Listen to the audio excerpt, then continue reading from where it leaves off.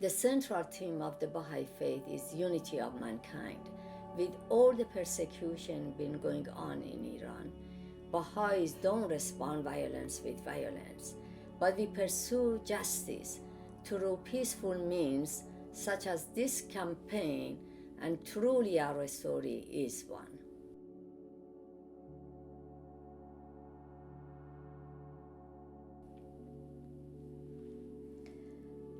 This is a very dear friend of mine, Shirin Dalvand.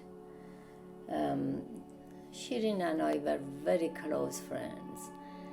And on November 29, 1982, Shirin and I had lunch together, and then we went to visit a family that one of the members of that family was in prison. After our visit, we started walking toward our home, and then we noticed that we are followed by a Revolutionary Guard, and he practically followed us almost to our home when we arrived in the house.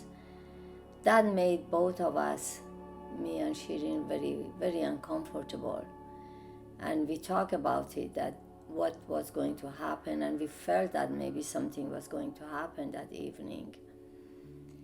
Later on in the evening, Shirin felt quite tired and concerned and unhappy. She said she wanted to go and sleep, and then all of us slept. It was around 11 p.m. that our doorbell rang.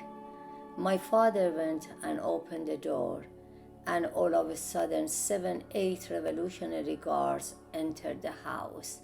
First thing that they did, they put each and every one of us in different rooms and started questioning us in separate rooms, and also gathered all the Baha'i books, all the Baha'i pictures, everything that we had in the house.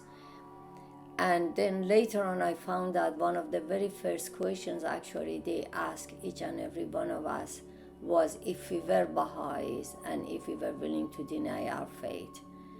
And of course, we all said that yes, we are Baha'is and we don't want to deny our faith. And then they told me to go and get ready to go to prison. And I was going up the stairs to go to my room to pack a couple of comfortable clothes for prison. And then the room that Shirin was in it, the door got open, and then Shirin looked at me and said, whispered actually to me and said, Ruhi, they told me to go, get ready to go to prison. And I looked at her and said, me too.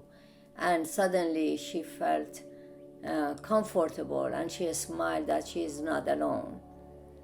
And then she borrowed a couple of outfits from my sister, and then she asked my sister also to say goodbye to her grandmother, because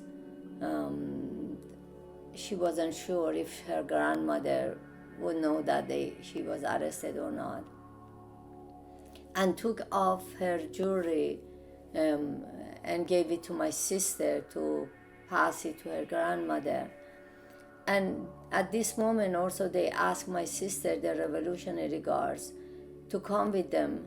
And my sister said, no, her name wasn't on the list. And they insisted, and my sister insisted. And then my mother at that time started crying and begging them, please take my daughter, but not Shirin, because she was a guest in our home. But they didn't listen, and they said that her name is on the list. Then my mom said that she wants to say prayer. She would never leave her kids live out of the house without saying prayer. And first they said no, but my mother stood right behind the door and said, I will not let you take my girl before I say prayer. And she started chanting a prayer. At the beginning, the guards started like making fun of it or laugh, but Then gradually they became quiet to the point that at the very end of the prayer, when my mother finished, it was such a silence and it was such a spiritual atmosphere there. And then the guards told me and Shirin to get out of the house, and they put us in front of a car. Originally, two cars were together, and they put us at the front of the car. And when they were backing up to get out of our lane, my mother also was running after the cars and continued saying prayer for us.